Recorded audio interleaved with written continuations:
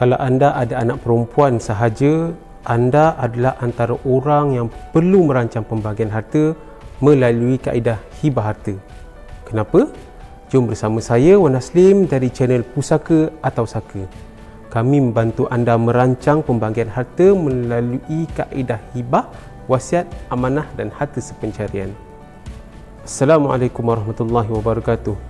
Bagi ibu bapa yang mempunyai anak perempuan, saya pasti biasanya perhatian dan pertimbangan yang diberikan adalah berbeza daripada anak lelaki. Ini mungkin disebabkan oleh sifat anak perempuan yang mempunyai pergantungan yang lebih kepada ibu bapa berbanding daripada anak lelaki yang biasanya lebih berdikari.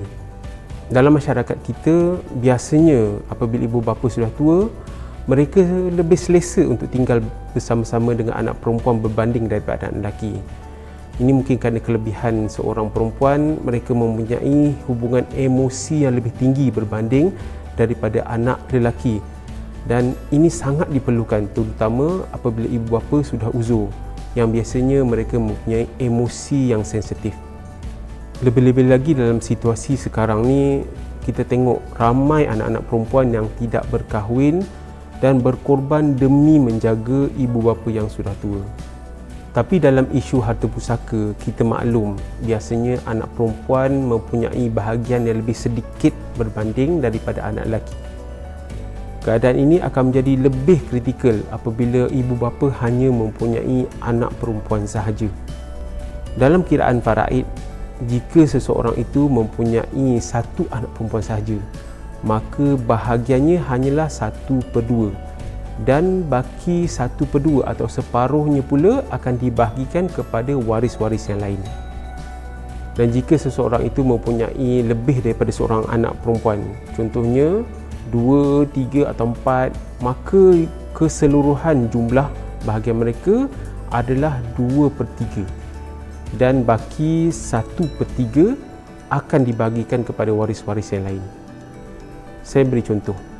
Jika anda mempunyai seorang anak perempuan, 3 orang adik-beradik lelaki dan 3 orang adik-beradik perempuan, maka pecahan faraidnya adalah 18 bahagian.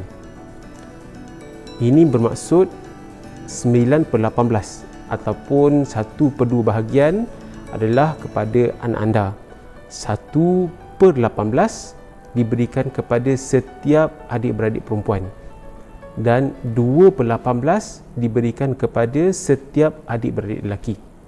Sebagai contoh dalam segi nilaian lah, katakanlah jumlah pusaka bernilai RM500,000, maka daripada RM500,000 ini, RM250,000 adalah kepada anak anda, iaitu anak perempuan anda yang seorang ni, dan juga RM27,777.78 perlu diberikan kepada setiap adik-beradik perempuan anda, dan juga RM55,550.56 kepada setiap adik-beradik lelaki anda. Contoh kedua pula, sekiranya anda mempunyai 3 orang anak perempuan, iaitu lebih daripada seorang lah, dan 3 orang adik-beradik lelaki dan 3 orang adik-beradik perempuan, maka jumlah pecahan faraidnya adalah 27 bahagian. Maka daripada 27 bahagian ini, 18 bahagian ataupun 2/3 perlu diberikan sama rata kepada ketiga-tiga anak perempuan tadi. Dan baki daripada faraid tadi, 1/27 perlu diberikan kepada setiap adik-beradik perempuan anda, dan 2/27 kepada setiap adik-beradik lelaki. Contoh dari segi nilaian pula, katalah seperti tadi, jumlah harta yang ditinggalkan adalah bernilai RM500,000, maka RM111,111.11 perlu diberikan kepada setiap anak perempuan anda, dan juga RM18,518.52 kepada setiap adik-beradik perempuan, dan RM37,037.04 kepada setiap adik-beradik lelaki. Tapi anda kena ingat, pecahan faraid ini bukan atas nilai, tetapi ia adalah atas setiap aset ataupun harta ataupun barang. Contohnya lah, jika harta pusaka yang ditinggalkan merupakan rumah sebanyak 3 buah, maka bukanlah 3 buah itu dibahagikan atau dinilaikan dan dibahagikan secara faid, tetapi setiap buah rumah tadi akan dibahagikan mengikut pecahan yang saya sebutkan tadi. Bagi mereka yang mempunyai anak perempuan sahaja, perancangan untuk membahagikan harta anda sangat-sangat penting, kerana anda sahaja yang tahu apa sebenarnya yang diperlukan oleh anak anda. Kerana setiap orang berlainan situasi. Sebab itulah kita kena tengok kepada faktor yang kedua selain daripada faktor pertama itu, iaitu pecahan faraid, dan faktor kedua adalah faktor daripada jenis harta tersebut.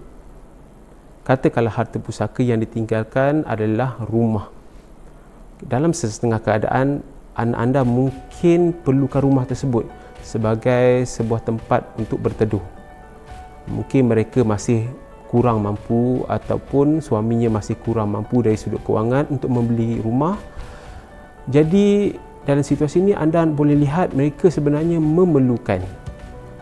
Untuk kes macam ni, saya cadangkan anda hibahkanlah rumah anda kepada anak anda. Atau mungkin juga dalam keadaan mereka sebenarnya tak perlukan lagi rumah kerana mereka sendiri sudah mempunyai 20 biji rumah sebagai contohnya. Jadi dalam kes macam ni tak perlulah hibah kepada mereka. Anda mungkin boleh hibahkan kepada orang lain ataupun hibahkanlah kepada seseorang yang lain sebagai amanah. Maksudnya di sini anda hibahkan kepada seseorang, tetapi seseorang itu dia bukanlah penerima mutlak kepada hibah tersebut. Dia hanyalah sebagai pemegang amanah dan rumah tersebut adalah harta amanah.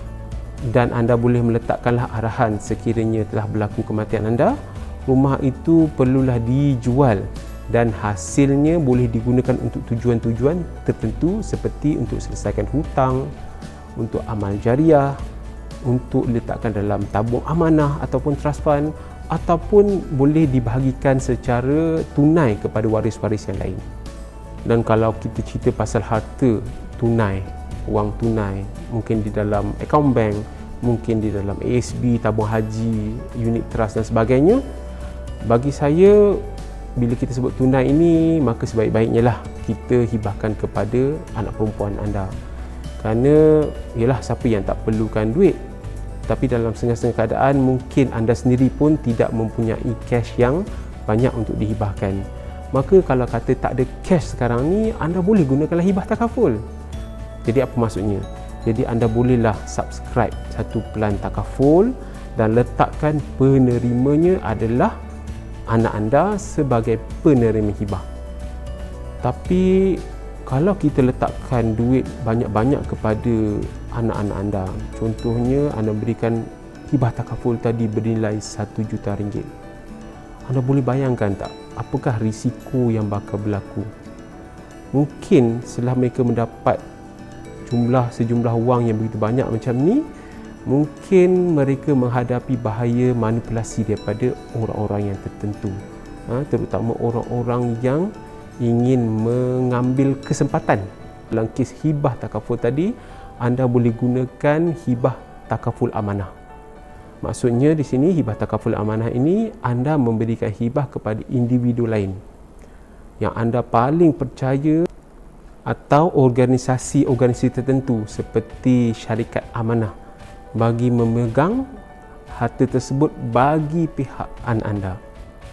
Bila anda sudah hibahkan secara amanah kepada individu ini ataupun kepada syarikat amanah ini, anda boleh meletakkan satu surat untuk mengikat harta tersebut. Sebagai contohnya, mungkin duit tersebut boleh diberikan kepada anak-anak anda berdasarkan bulanan ataupun tahunan, ataupun mengikut keperluan anda seperti kegunaan untuk bersekolah dan sebagainya. Jadi anda mempunyai lebih option untuk mengawal ataupun untuk menguruskan harta anda. Kalau kita sebut daripada segi kenderaan pula, anda boleh berikan kepada orang yang bersesuaian. Sebagai contohnya lah, kalau harta yang anda adalah motor besar, motor 1000cc, 1,500 cc, jadi kata mungkin kurang sesuai untuk anda hibahkan kepada anak anda. Jadi mungkin juga sesuai diberikan kepada anak-anak perempuan anda, sebab kita tengok sekarang ni pun ramai peminat motor di kalangan golongan wanita. Sebagai kesimpulannya, anda je tahu situasi keluarga anda. Yang penting, anda melakukan tindakan merancang pembahagian harta anda. Dan dalam kita merancang pembahagian harta ini, kita mestilah menjaga prinsip keadilan dalam membahagikan dan menguruskan harta. Adil ni tak semestinya kita memberikan sama rata. Tetapi dalam Islam, adil ini bermaksud meletakkan sesuatu kepada tempatnya ataupun memberikan hak yang sepatutnya kepada orang yang sepatutnya. Anda dapat sesuatu? Sila like video ini supaya saya tahu anda berminat dengan topik berkaitan perancangan dan pengurusan harta dan pusaka. Sila sharekan video ini kepada kenalan dan keluarga anda yang mempunyai anak-anak perempuan sahaja. InsyaAllah dalam sesi yang lain kita akan berbincang mengenai siapa lagi sebenarnya yang perlu merancang pembahagian harta melalui kaedah hibah. Contohnya seperti orang yang tidak berkahwin, orang-orang mu'alaf, orang berpoligami, susah nak sebut, ataupun orang-orang yang berkahwin semula. Sila like dan subscribe channel ini jika anda nak tahu lebih banyak mengenai harta dan pusaka. Sehingga berjumpa lagi.